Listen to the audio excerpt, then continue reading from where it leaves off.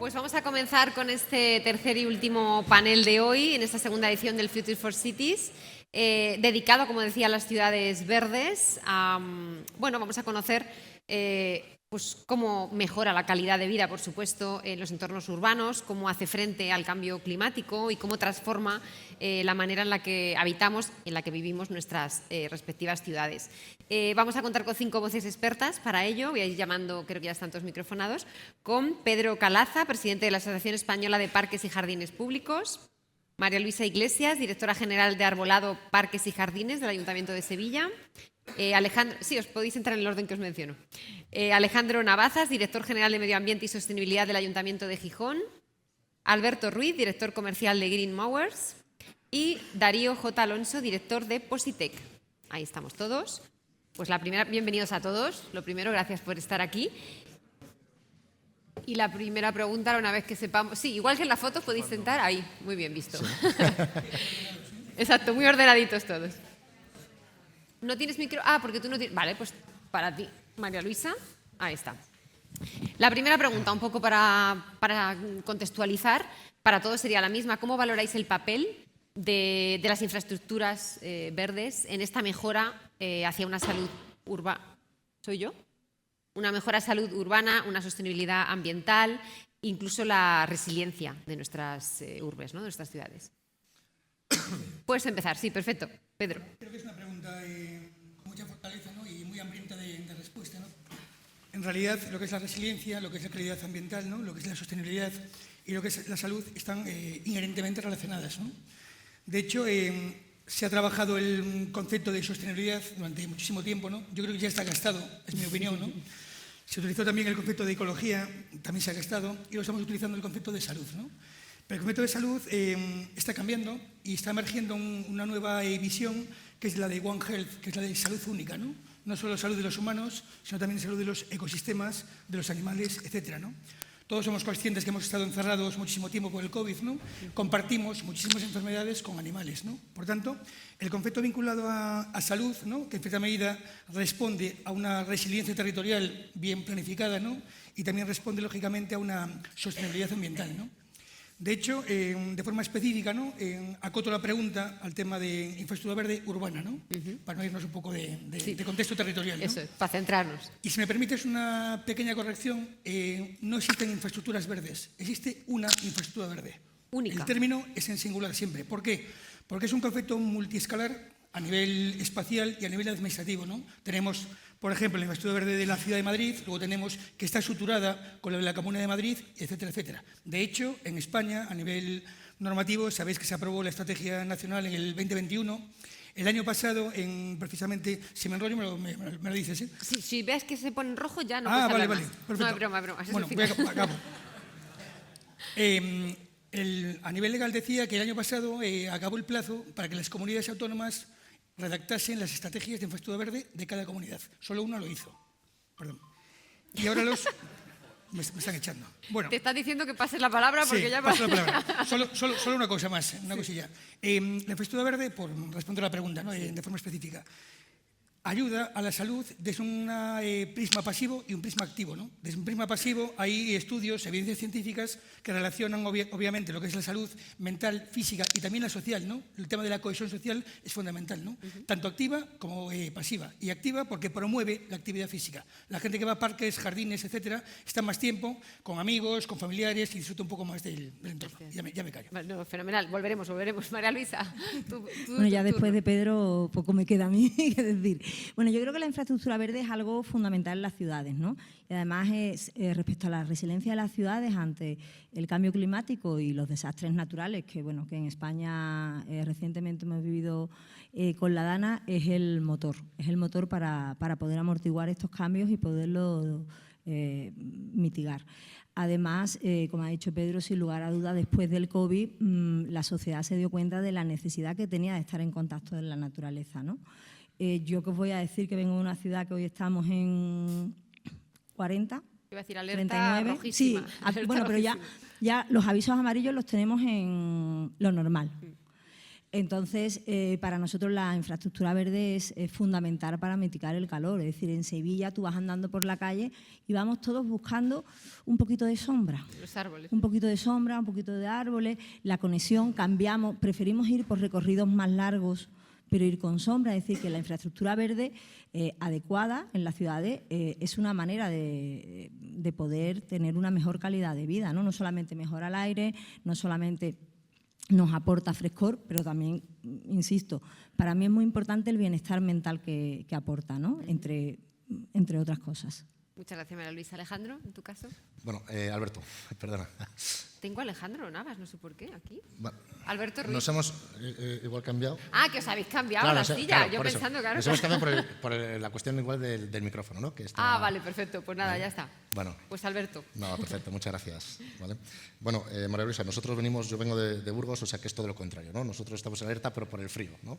Entonces, bueno, sí que es cierto que bueno, nosotros lo tenemos en cuenta todo el tema de sostenibilidad, ¿vale? Y esta infraestructura verde también, como no solamente un conjunto de árboles o de jardines, ¿vale? Sino que una red viva, ¿vale? Que sostiene esa felicidad, ¿no? Esa salud en las ciudades, ¿vale?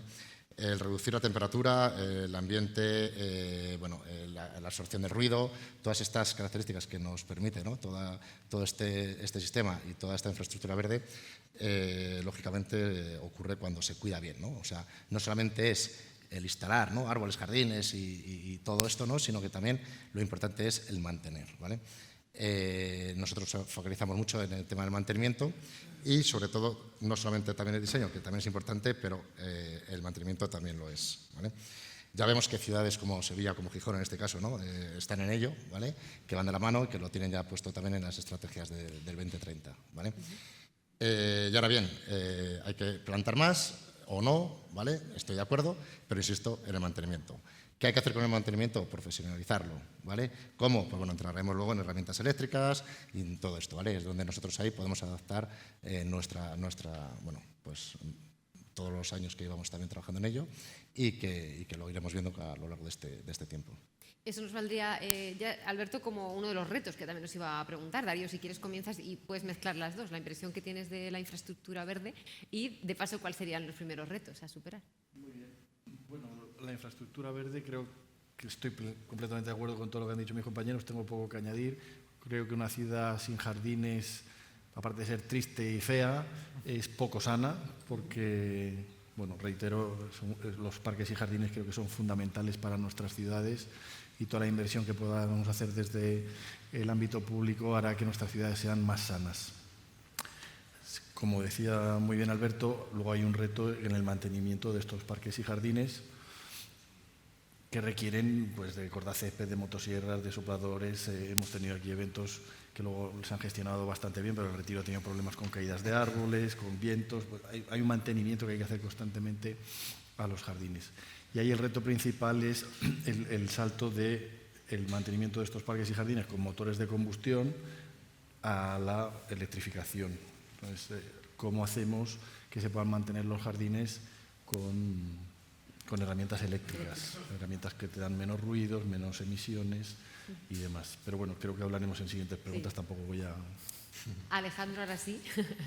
¿Cuál crees para ti que son los retos y, bueno, y qué opinas, ¿no? de esa infraestructura verde, que es la que nos produce, como decimos, estamos hablando de salud, bienestar, resiliencia, sí. Incluso a las urbes? Sí, efectivamente. Nosotros desde Gijón vemos la infraestructura verde como una infraestructura esencial, ¿no? Entonces, bueno, eso ya lo refleja un poco el modo en el que nos organizamos dentro del Ayuntamiento. En la Concejalía de Medio Ambiente llevamos, por un lado, el servicio de calidad y vigilancia ambiental, es decir, la salud del aire que respiramos, de nuestras aguas, y luego también el servicio de parques y jardines. Y aquí, dentro del servicio de parques y jardines, creemos que es, digamos, la ciudad la que se tiene que adaptar a la naturaleza, no la naturaleza a la ciudad. Entonces, desde hace ya años estamos trabajando en ese nuevo modelo y ya desde el propio servicio hacemos la obra civil. Entonces, cuando se reforma una plaza, se reforma una calle, es casi muchas veces más el propio servicio de parques y jardines, cuando el componente, digamos, de verde dentro de esa obra es mayoritario, el que toma las riendas de la obra y genera, pues efectivamente, ¿no? Que sea el árbol el que crezca y la ciudad en su entorno y no que el árbol se meta calzador dentro de la ciudad. Y un poco, bueno, pues el mayor, digamos, reto que tenemos es esa infraestructura heredada del pasado en el que la naturaleza, los parques y los jardines se metieron al calzador. Incluso, bueno, Gijón, una ciudad que está abierta al mar, que está expuesta, igual no tenemos el problema del calor, pero sí tenemos mucho viento y tenemos mucha salinidad, y bueno, eso al final pues repercute en el mantenimiento de esa infraestructura verde, y tenemos mucho árbol viario que, siendo, digamos, el menor número de árboles que tenemos en la ciudad, nos consume el 80% de los recursos de mantenimiento. Entonces, bueno, yo creo que nos tenemos que plantear un poco ese modelo e ir hacia una infraestructura verde que sea más sostenible. Ese reto. Pedro, volvemos contigo. Bueno, desde tu perspectiva, por supuesto, como presidente de la Asociación Española de Parques y Jardines Públicos, esa infraestructura verde a la que aludimos, ¿qué claves tiene para poderla integrar realmente en la planificación urbana de cualquier ciudad? Un pequeño comentario al reto, ¿no? Que yo no hablé de retos, ¿no? Claro, no, es que nos hemos quedado ahí y hemos empezado el reto desde allí. Si quieres, puedes añadirlo. Sí, porque a ver, yo creo que el mayor reto que tiene la infraestructura verde es tener una infraestructura verde. Porque lamentablemente la mayor parte de los ayuntamientos de España no tienen una infraestructura verde. Tienen un sistema satelizado de parques y jardines. O sea, que el ¿ahora? reto... ¿Son ¿ahora? aplausos? Sí, ahora no. Comentaba que el mayor reto es tener una infraestructura verde, ¿no? De hecho, la mayor parte de los ayuntamientos tienen parques y jardines satelizados, pero no tienen infraestructura verde. Antes adelantaba una persona a nivel conceptual lo que es, ¿no? Es como un cuerpo humano, hay unos órganos fundamentales, riñones, corazón, que en ciudades suelen ser los grandes parques públicos y están conectados con redes de circulación. Es decir, si no hay conectividad, no hay infraestructura verde. Entonces, el mayor reto que hay ahora mismo en España, en las ciudades, es desarrollar redes de infraestructura verde. Es decir, planes estratégicos. Eso es, digamos, el objetivo estratégico número uno, ¿no? Y el más, para mí, el más importante, porque si yo no tengo una red de infraestructura verde, lógicamente no puedo gestionarla. Entonces, primero planificar una estrategia de infraestructura verde, implementarla y gestionarla. Y ahora sí, vamos a cómo lo integramos. Bueno, a nivel de... A ver, yo tuve la fortuna de dirigir la guía de la Federación Española de Municipios y Provincias, ¿no? De infraestructura verde municipal, ¿no? Y yo quise proponer hacer una gran área municipal de infraestructura verde, ¿no? ¿Por qué? Porque la infraestructura verde en las ciudades debería ser un condicionante de máximo nivel en los planes generales de urbanismo. Hace años, bueno, colaboré con una profesora de Múnich, ¿no? De arquitectura, y en Alemania, cuando tú tienes un lienzo, un trozo de terreno, de territorio para desarrollar, primero identificas los elementos que tienen mayor valor natural, ¿no? Esos elementos los proteges... Gracias. Esos elementos los proteges, ¿no? Los defines espacialmente en plano, los unes con elementos de circulación de movilidad de personas y también de procesos ecológicos, y lo que sobra, edificas. ¿Qué hacemos en España? Edificamos, conectamos y si sobra algo, hacemos elementos de infraestructura verde. Por tanto, yo creo que para mí, a nivel de plan general de urbanismo, ¿no? Debería ser, por supuesto, un estudio completo de una estrategia de infraestructura verde y ser, digamos, el condicionante más importante que debería tener. Muy bien, Pedro. Pues, María Luisa, nos vamos a Sevilla, ahora contigo. Y allí, bueno, obviamente es una ciudad con muchísima historia, aparte también grandes parques, pero ¿cómo se gestiona ese equilibrio entre la conservación, la renovación, la sostenibilidad de todos esos espacios, ¿no? ¿Te refieres solamente a los parques históricos o en general? No, en general, pero bueno, que digo que es una ciudad con mucha historia también, ¿no? Para estar un poco... es un elemento más a tener en cuenta, entiendo. Sí, bueno, yo creo que el área de parques y jardines en los últimos 10 años ha tenido una evolución importante. Importante respecto a cómo se tenía la visión de parques y de esa futura infraestructura verde que todavía nos queda mucho por avanzar y tenerla. Es verdad que hace unos años, bueno, a día de hoy los dos grandes impulsores en el ayuntamiento de las grandes obras es la empresa de aguas y la gerencia de urbanismo. Hasta hace unos 10 años el área de parques y jardines íbamos detrás de ellos. Es decir, ellos diseñaban, ellos construían, ellos modificaban y nosotros manteníamos lo que ellos nos iban dejando.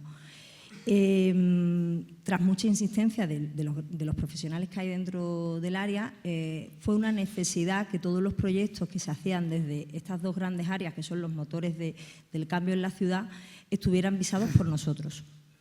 Eso hizo un antes y un después. En un principio, porque empezamos a tener algo que decir en esos proyectos, a empezar a concienciar a nuestros compañeros de la importancia de incluir zonas verdes en esas nuevas reurbanizaciones, a la importancia de empezar a tener en cuenta la canalización de los servicios a la hora de las futuras plantaciones de los árboles.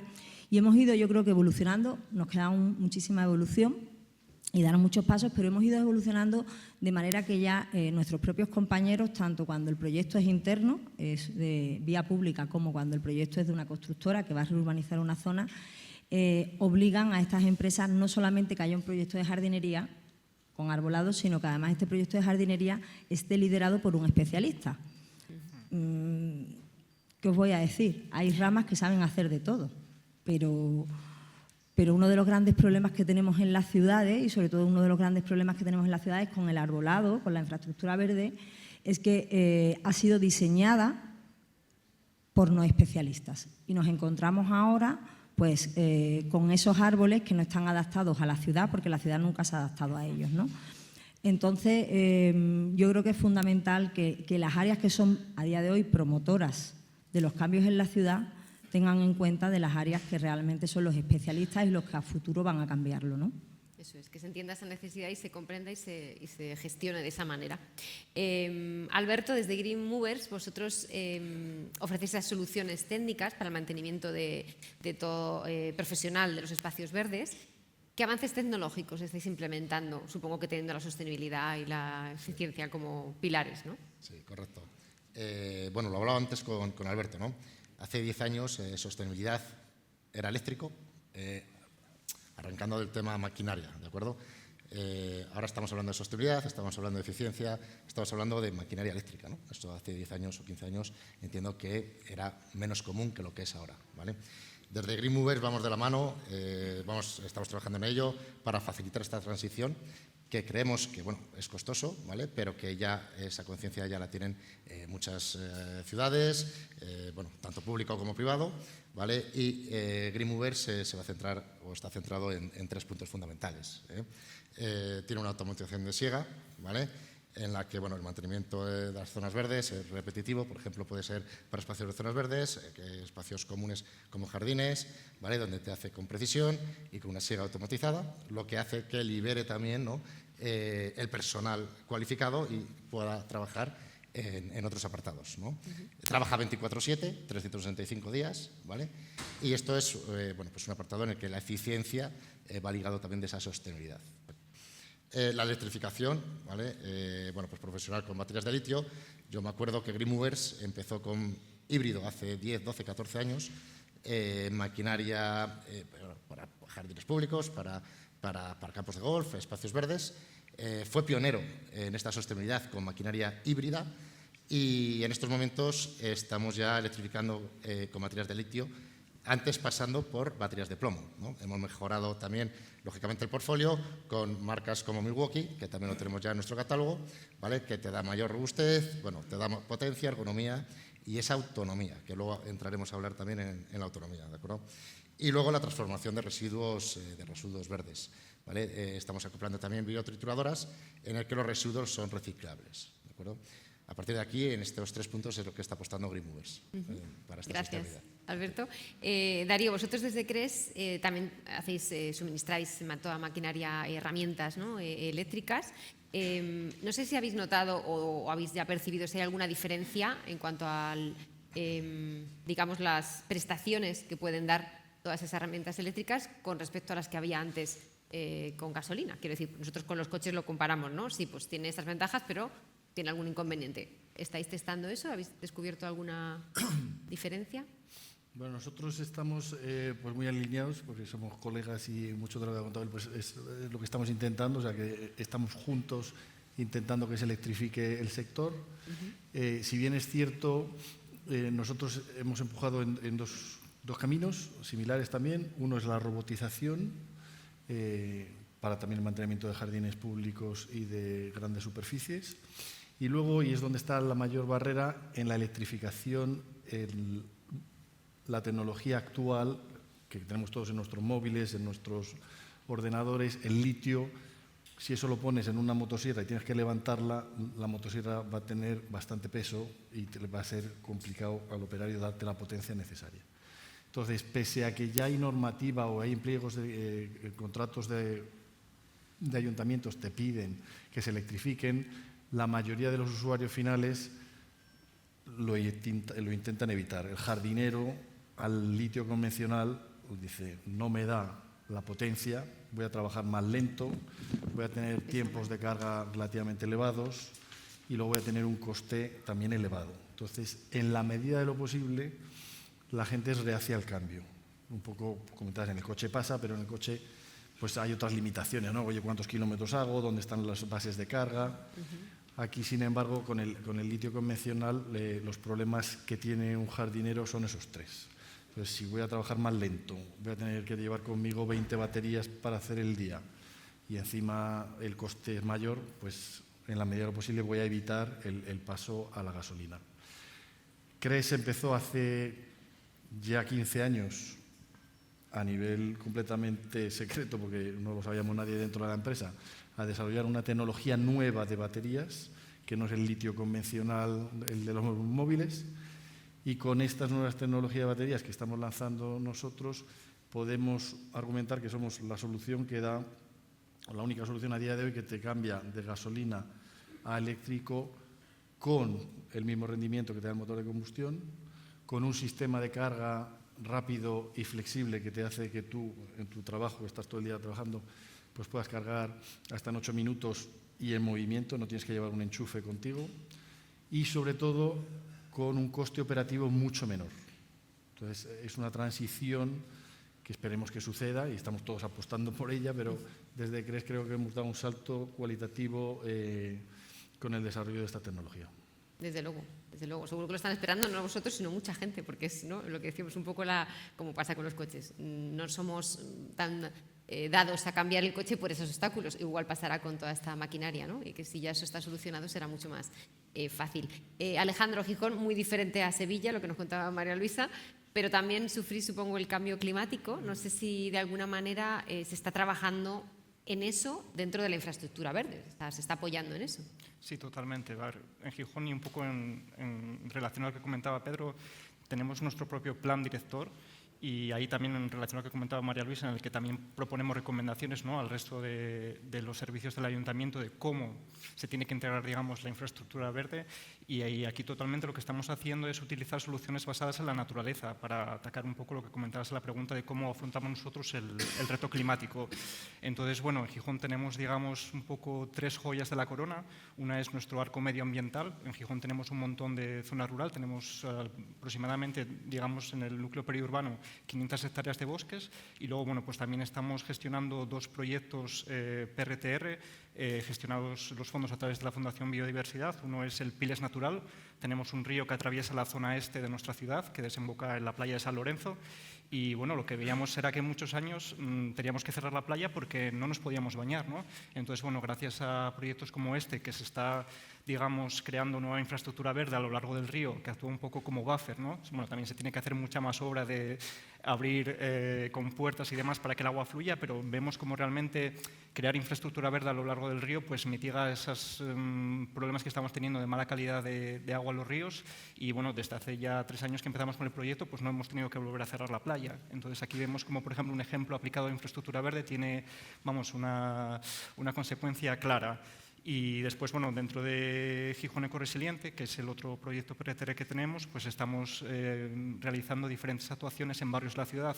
Gijón es una ciudad que, bueno, tiene un entorno natural muy rico, Asturias es muy verde en general, entonces, claro, en los años 70, 80, la ciudad no creció pensando en que teníamos que tener naturaleza dentro de la ciudad y había bastante naturaleza alrededor, ¿no? Entonces, bueno, en Gijón tenemos atrocidades heredadas desde el punto de vista urbanístico, con edificios muy altos que incluso dan sombra a la playa, pero tenemos muchos barrios obreros, sobre todo la zona oeste, que es la zona que tiene toda la industria. Allí tenemos Arcelor, tenemos el puerto y tenemos un montón de otras empresas y allí, claro, no hay espacio para actuar, ¿no? Entonces, gracias a proyectos como Gijón Ecoresiliente, pues estamos abriendo zonas duras de pavimentos y estamos trabajando un poco siguiendo este plan director, ¿no?, en crear esos dedos verdes, esos corredores verdes que conectan diferentes zonas de la ciudad, ese entorno entorno que gestionamos con arco medioambiental rural y conectándolo dentro de la ciudad de la manera que podemos. Hay que ser inventivo porque, claro, el espacio es el que es, pero bueno, al final es como intentamos mitigar un poco ese cambio climático, porque no tenemos tanto calor, pero sí ya tenemos episodios de sequía, los árboles se nos secan en verano mismamente por la salinidad y lo que tenemos también es mucho problema de fuertes lluvias. Tuvimos en este barrio, por ejemplo, que comentaba de la zona oeste, sótanos completamente anegados por inundación y gracias a estos proyectos pues estamos creando sistemas urbanos de drenaje en esa infraestructura verde que son como esos huecos enormes, ¿no? Podríamos meternos de pie directamente en el que permite que el árbol crezca, no dañe el pavimento, digamos, o sea, que el árbol crezca en puerta natural, aportando beneficios ecosistémicos y que ese exceso de agua se recoja, ¿no? Entonces, estamos invirtiendo en bastantes shoots de estos a lo largo de toda la ciudad y bueno, así es como poco a poco intentamos combatir un poco ese efecto del cambio climático. Pedro, desde tu perspectiva, este mismo tema del cambio climático supongo que es mucho más amplia, pero ¿qué papel debe de jugar, ¿no? La infraestructura verde en este, ¿no? este cambio climático que todos aceptamos que está y que además vivimos en lluvias de 2 meses que hemos estado aquí, por ejemplo, en Madrid, y ahora una ola de calor que nos viene ya y empezamos con lo que nos viene este verano, ¿no? Bueno, hago una pequeña reflexión previa vinculado a lo que comentaba antes María Luisa, ¿no? A ver, yo creo que la implementación de infraestructura verde tiene una cantidad enorme de problemas, ¿no? Pero para mí hay 3 que son fundamentales, ¿no? Y los 3 empiezan por G. Uno es la gisificación. Antes comentaba el técnico del Alcorcón, ¿para qué sirve un GIS? ¿No? Gisificar es como cosificar un sistema de información geográfica, ¿no? Entonces, mucha gente se piensa que tener un GIS de infraestructura verde es tener ya una infraestructura verde. Entonces, primer problema, gisificación. Segundo problema, gentrificación ecológica. Yo como trabajo en infraestructura verde a nivel municipal debo trabajar en todo el ayuntamiento. Debo de, en cierta medida, garantizar la equidad y la justicia ambiental. La gentrificación ecológica es un hecho. Ha pasado en Central Park, en High Line, etcétera, etcétera. Y el tercero, que viene un poco al hilo del tema del cambio climático, es el greenwashing. Quiere decir, todas las propuestas que se hagan de integración de infraestructura verde, de parques, de jardines, de sistemas urbanos de drenaje sostenible, tienen que estar respaldados por la ciencia. No podemos trabajar con conceptos superficiales. Antes comentaba María Luisa el tema de la formación, ¿no? El Consejo de Europa aprobó el Convenio Europeo del Paisaje en el año 2000, España lo ratificó en el año 2008, y dijo que por primera vez el paisaje de cercanía, el paisaje cotidiano, es un paisaje a valorar. Históricamente, el urbanismo ha utilizado el recurso del elemento construido como elemento fundamental de hacer urbanismo. Esto se ha roto, ¿no? De hecho, hay movimientos, por ejemplo, en Harvard, en Texas, etcétera, donde el elemento fundamental, el recurso de diseño, es el paisaje urbano. Y el paisaje urbano es infraestructura verde. Y ahí emerge una palabra preciosa que a mí me encanta, que se llama consiliencia. Consiliencia la acuñó un geólogo británico en el siglo XVIII, que fue el padre de la palabra científico. Antes los científicos se llamaban filósofos de la naturaleza, que a mí me gusta mucho más, ¿no? Pero bueno, esta persona dijo que la sociedad posmoderna fragmentó el conocimiento. Hay mucha gente que sabe de ingeniería, pero poco de historia, o mucho de filología y poco de matemáticas. Entonces, hay que tender puentes entre los conocimientos. Y ahí, la transversalidad de conocimientos es la que puede ofrecer una mejor propuesta para integrar elementos de infraestructura verde en las ciudades. Cambio climático. En el año 90 y pico, 92, más o menos, un alto cargo de la ONU decía que la batalla contra el cambio climático se va a librar en las ciudades, ¿no? Es cierto que el recurso verde, el recurso de infraestructura verde, de elementos, etcétera, ayuda a paliar o a mitigar el cambio climático, pero no es la solución. La solución es actuar en los focos de contaminación. Es cierto que nos rasgamos las vestiduras en muchas ocasiones, ¿no?, para decir, el árbol en la ciudad, sí, pero hay que hacerlo con inteligencia. Hay unos compuestos que se llaman compuestos orgánicos volátiles biogénicos que en interacción con NOx generan contaminación, ozono. Entonces, hay especies de árboles que los emiten y otras que los capturan. Tú si pones un árbol que emite ese tipo de compuestos en una zona industrial, estás contaminando. Entonces, la ciencia debe responder a las propuestas que se hagan en las ciudades. Qué de palabras estoy aprendiendo contigo, Pedro. Tengo aquí ya un listado para luego estar en casa, pero me ha encantado la consiliencia. Consiliencia, como la resiliencia, pero consiliencia. Vale, muy bien. Vamos con María Luisa. Obviamente volvemos a una ciudad que sufre muchísimo el calor, como decías, no solo ahora mismo, sino a muchos momentos del año. No sé qué estrategias se están aplicando para eso, para que el arbolado, para que los espacios verdes realmente nos ayuden a adaptarnos a ese cambio climático, ¿no? Si está ya programado, está planificado desde el punto de vista urbano. Bueno, nosotros a nivel de la ciudad estamos actuando en 2-3 líneas. La primera y más importante es que Sevilla cuenta con un plan director de arbolado urbano desde el año 2020. Una de las bases del desarrollo de este plan director de arbolado urbano era precisamente hacer el estudio de los árboles que tenemos en Sevilla, de las especies que tenemos en Sevilla, su respuesta ante el cambio climático. Por dar un número, en Sevilla contamos con más de 230.000 árboles que están gestionados por el ayuntamiento, hasta 300.000 en toda la ciudad. Es decir, para una población de 700.000 habitantes, alguno más he puesto, creo que cumplimos unos ratios bastante adecuados. De estos 220.000 árboles gestionados por la ciudad, se vio que el 20% de las especies no estaban adaptadas al cambio climático. Eso suponía unos 6.500 árboles aproximadamente, 6.700 árboles. Este plan director, de cara a las nuevas plantaciones y de cara a cuando tenemos que hacer sustitución de árboles, es el que se sigue. Tenemos una serie de especies en Sevilla que ya se han dejado de plantar y optamos por especies que no solamente son capaces de sobrevivir a las largas temporadas de sequía. Este año ha sido un año excepcional, donde hemos tenido muchísima lluvia, sino también su respuesta en el viario. Hay muchísimos árboles que su crecimiento es adecuado, pero que cuando llega el verano, pues para tenerlo en el viario es un problema, porque nos tiran muchas ramas con el consiguiente riesgo que tenemos. Esa sería la primera adaptación que hemos llevado con el tema del arbolado. Seguir y seguimos, y es nuestra base cuando redactamos tanto los planes de plantaciones como cuando aprobamos proyectos externos. Siempre se tiene que seguir el plan director de arbolado urbano. Luego, por otro lado, también en los últimos años hemos hecho varias obras dentro de los parques apostando por un mejor uso del agua. Un mejor uso del agua no potable. Nosotros prácticamente el 98% de los jardines de Sevilla se riegan con agua no potable. Y ese 2-3% que tenemos pues son jardines que sufren mucho, y de hecho a día de hoy nos encontramos recuperando muchos jardines que se han perdido en los 2 años y medio que hemos estado con un bando de sequía, que no podíamos utilizar absolutamente nada de agua para regar, ¿no? Eso estamos apostando también con los compañeros de Masesa por el uso del agua regenerada para poder regar y poder contar con ella en diferentes zonas verdes de la ciudad. Y una cosa súper importante es que hemos apostado también por hacer la infraestructura verde. Hablamos de conexiones, pero la infraestructura verde también es aquellos lugares donde nos podemos sentar. Los parques forman parte de la infraestructura verde, ¿no? Y nos hemos encontrado pues, en una ciudad como Sevilla sin sombra, sin asientos adecuados, y una cosa que os va a sorprender. Solamente el 15% de los parques de Sevilla en el año 2023 contaban con fuente de agua potable.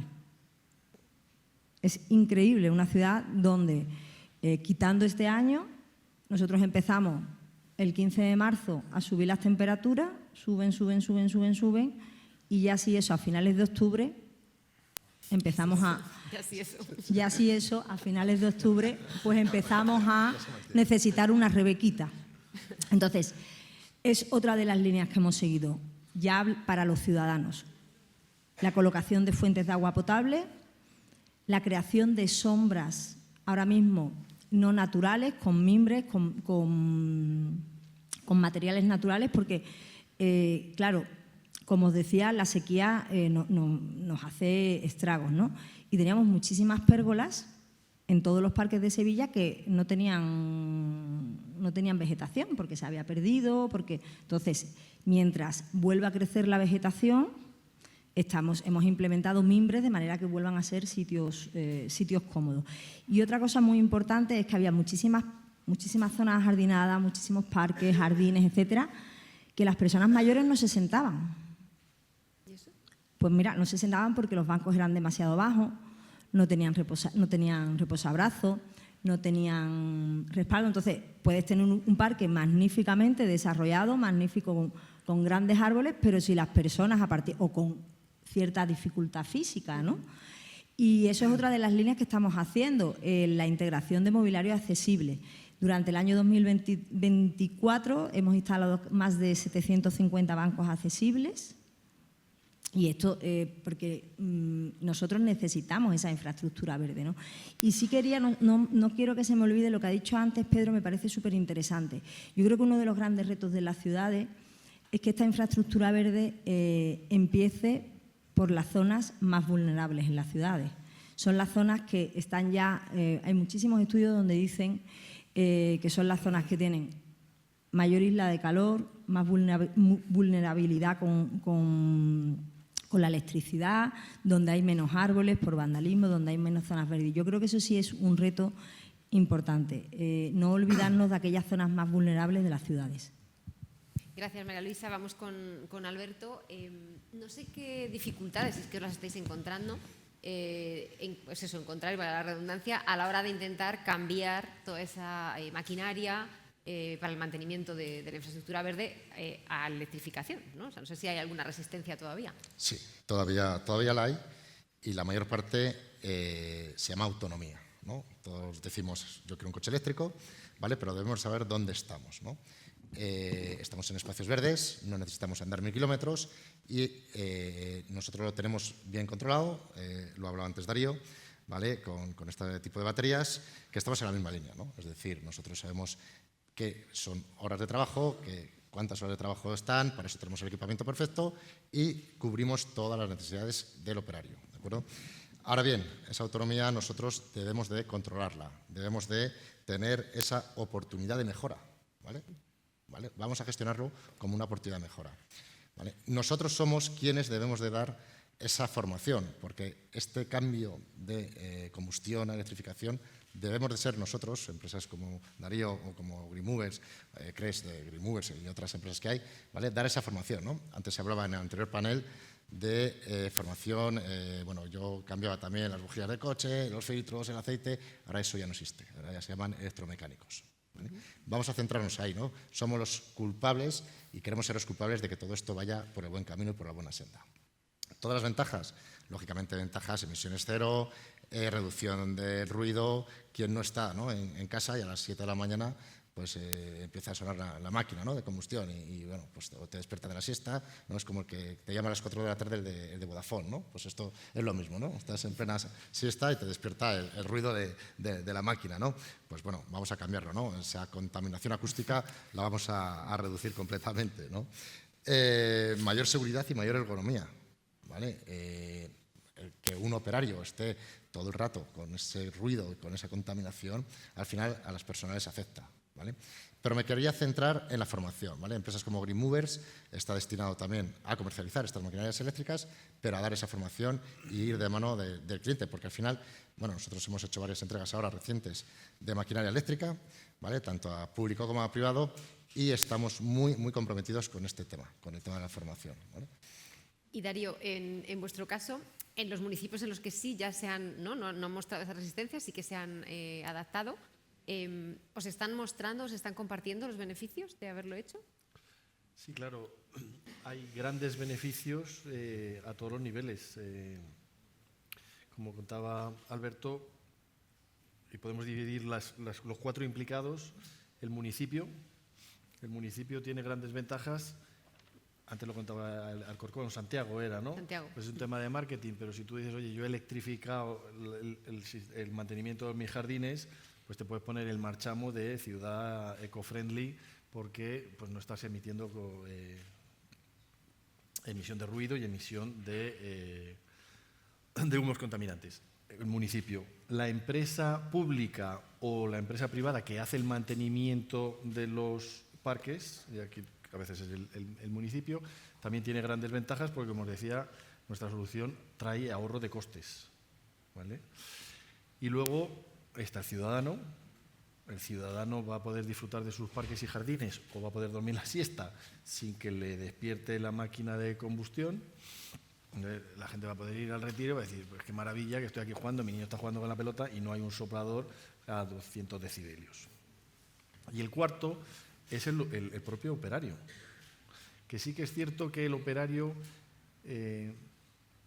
tiene una resistencia al cambio, porque lleva mucho tiempo trabajando con una maquinaria y dice, yo esto necesito que sea fuerte y que haga ruido, ¿no?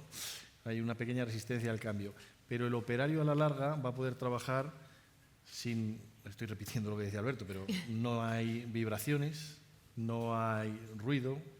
Y luego hay un dato que a mí me impactó cuando esto salió el motor de combustión. Creo el italiano Vincenzo comentaba, ¿no?, de cómo ha ido el motor diésel mejorando y el AdBlue y tal. En nuestra máquina de motorizado de jardín a gasolina son motores de 2 tiempos que no tienen ni AdBlue ni nada. Un cortacésped contamina como 11 coches. Entonces, el señor jardinero que está empujando el cortacésped va detrás de 11 coches. Creo que a la larga podemos alargarle la vida a este pobre hombre que está, pues eso, detrás de 11 tubos de escape. Totalmente. Muy, muy gráfico eso que nos has dicho en el último lugar. Alejandro, antes hablábamos ya de muchas cosas que estáis haciendo desde el Ayuntamiento de Gijón, pero no sé si tenéis algún objetivo en el medio-corto plazo referente a la infraestructura verde. Pues sí, a ver, ahora nosotros estamos un poco experimentando eso de la consilencia, ¿no?, que comentaban por ahí. Al final, bueno, la consilencia uno efectivamente puede ir a un libro y decir qué puede funcionar aquí y está respaldado científicamente o no. El caso es que muchas de las cosas que pueden ser una posible solución para el futuro, para estos retos climáticos, hay que probarlas primero, ¿no? Entonces, en Gijón, pues digamos que ahora mismo lo que estamos trabajando lo más es la concienciación al ciudadano. Digamos que toda esta infraestructura verde que estábamos creando para esta resistencia al cambio climático, ¿no?, es una jardinería en muchos casos que, aunque se intenta que sea también ornamental, discierne de lo que estamos acostumbrados, ¿no?, de esas flores de temporada, de esos parques maravillosos bien cuidados, ¿no? Entonces estamos trabajando con vegetación y con cosas que muchas veces al ciudadano le choca. Y sobre todo estamos trabajando y estamos experimentando. Entonces, claro, es muy difícil. Y me gustaría aquí comentar anécdotas claras, ¿no?, algo tangible, y es que en Gijón, en muchos sitios, estamos dejando rotondas sin actuar. Rotondas de entrada a la ciudad, que las dejamos sin segar y sin nada y sin regar. Y claro, cuando uno llega como ciudadano dice, joder, pues vaya porquería, ¿no?, esta rotonda que tienen aquí. Pero luego, claro, el trasfondo es que esas rotondas que no se siegan, que no se aportan agua, lo que estamos haciendo es seleccionar especies que puedan crecer en nuestra ciudad y que sean resistentes, pues, a la falta de agua. Y luego cogemos esas semillas después de un año y las crecemos dentro de nuestro vivero y del jardín botánico y decimos, ostras, pues esta es muy resistente al calor, esta no hace falta que tenga aporte hídrico, entonces trabajamos con ello. Lo mismo, también tenemos rotondas en las que estamos experimentando con suelos de residuos. Antes se comentaba el tema de los residuos, ¿no? Pues tenemos esos tecnosuelos, esos suelos artificiales en los que con lo que nosotros tiramos a la orgánica, luego la empresa de residuos nos lo cede y abonamos nuestros propios jardines. Lo que pasa es que, claro, el compost puede funcionar, puede no funcionar. Entonces, claro, si plantas un rosal y te salió algo mal, pues tienes algo que estéticamente es feo, ¿no? Entonces, ahí lo de la concienciación. Los bancos que comentabas antes. Bancos accesibles es algo también que comparto con Sevilla, nos lo piden muchísimo y estamos trabajando. Y trabajamos en un modelo de banco que era totalmente 100% natural, ¿no?, con hierro reciclado, con desechos de obra, un banco de gavión. Entonces eran piedras y luego tenía un cerrado de metal reciclado.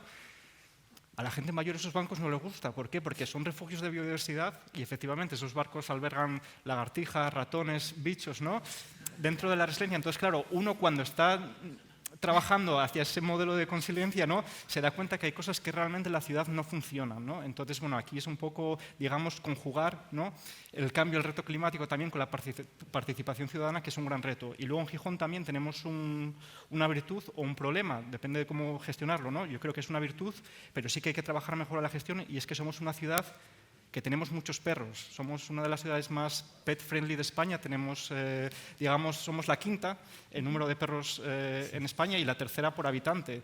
Entonces, al final, claro, cuando uno piensa en modelos de jardinería, y sobre todo esta jardinería sostenible y demás, tiene que pensar también en el mantenimiento, ¿no? Y muchas veces los perros, lo que el jefe de servicio de parques y jardines denomina la presión canina, ¿no?, y genera mucho impacto, ¿no?, a la hora del mantenimiento, y lo cual es muy, muy importante, ¿no?, conjugar todos esos factores. Cómo vive la ciudadanía y cómo integrar esa nueva forma de renaturalizar las ciudades a la ciudadanía.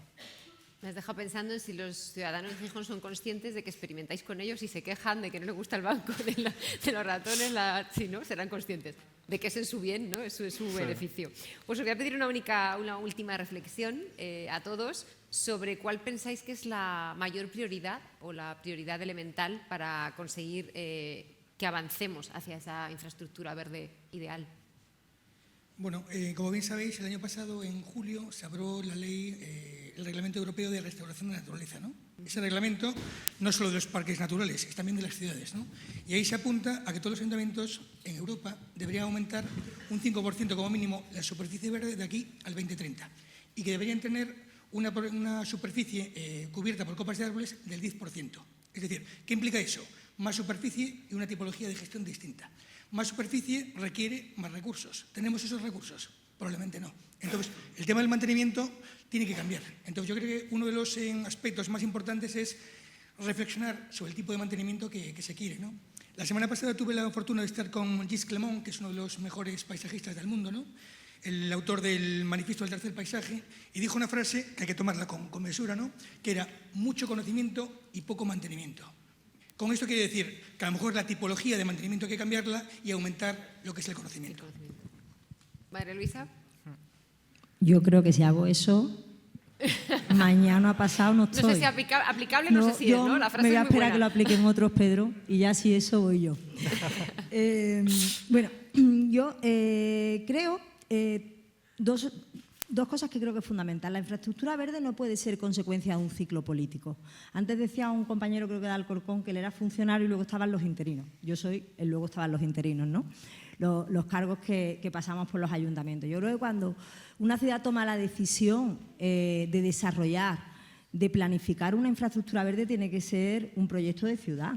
Ni se puede apoderar de un partido político ni de una ideología, tiene que ser algo que tanto la sociedad como los diferentes partidos que forman el equipo de gobierno, tanto el que manda como el resto de concejales, sea un acuerdo donde además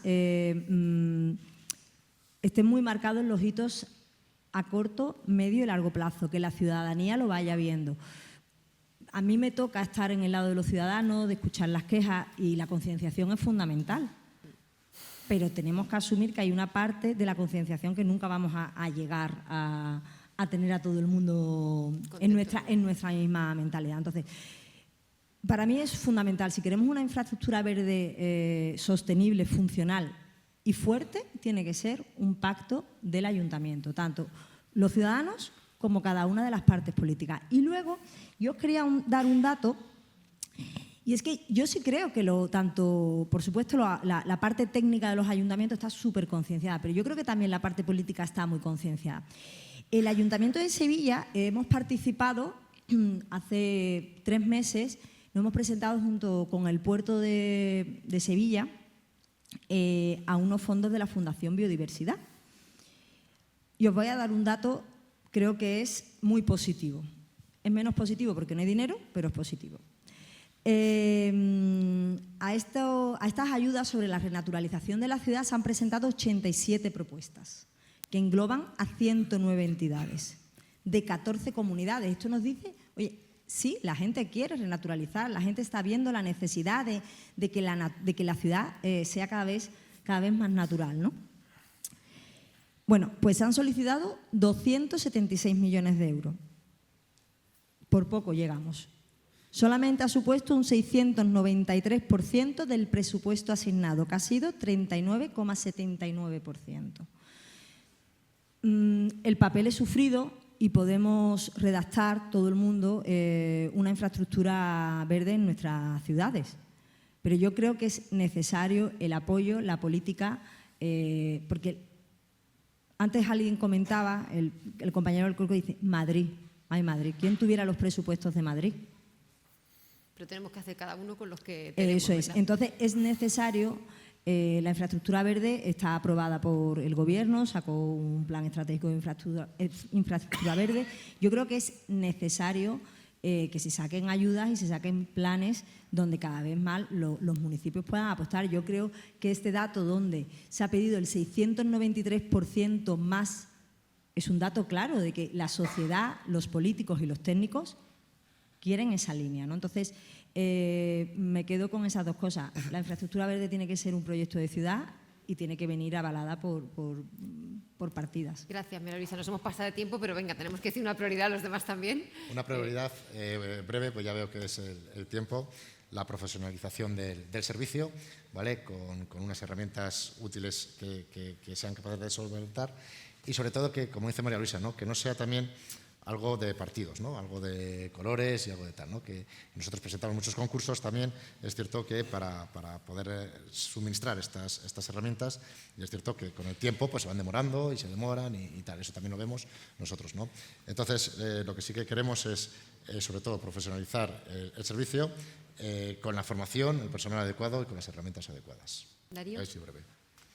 Bueno, yo creo, y esto es a lo mejor casi cierre, ¿no?, del día de hoy, creo que la prioridad número uno es, que no se mate nadie.